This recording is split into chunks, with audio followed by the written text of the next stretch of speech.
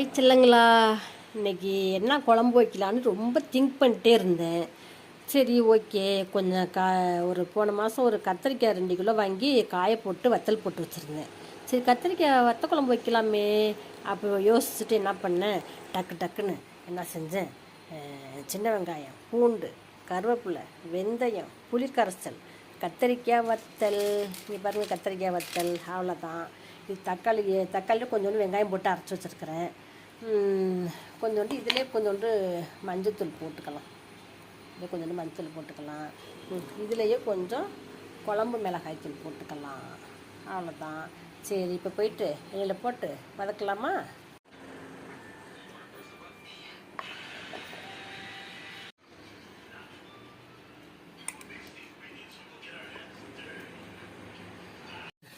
அடுத்து வெங்காயம் போட்டாச்சு.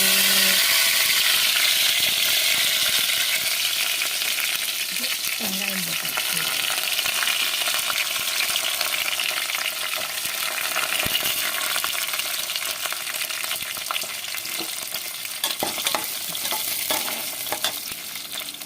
இதில் கொஞ்சோண்டு கத்தரி வத்த போட்டுக்கலாம்.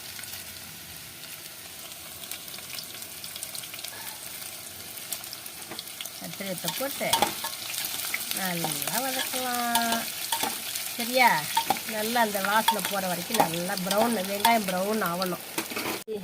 தக்காளி அரைச்சி வச்சுருக்கோம் பார்த்தீங்களா? தக்காளி கொஞ்சோண்டு வெங்காயம், குழம்புத்தூள், மஞ்சத்தூள், அதை அப்படியே இல்லை போட்டுடலாம்.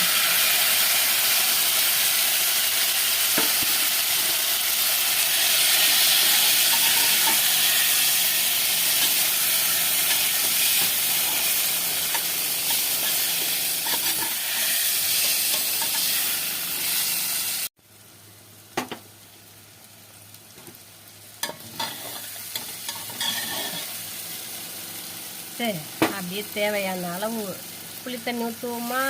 ஊற்றிட்டு அவ்வளோதான். வத்தக்குழம்பு தேவையான அளவு தண்ணி ஊற்றிக்கலாம். வேணுங்கிறது ஊற்றிக்கலாம்.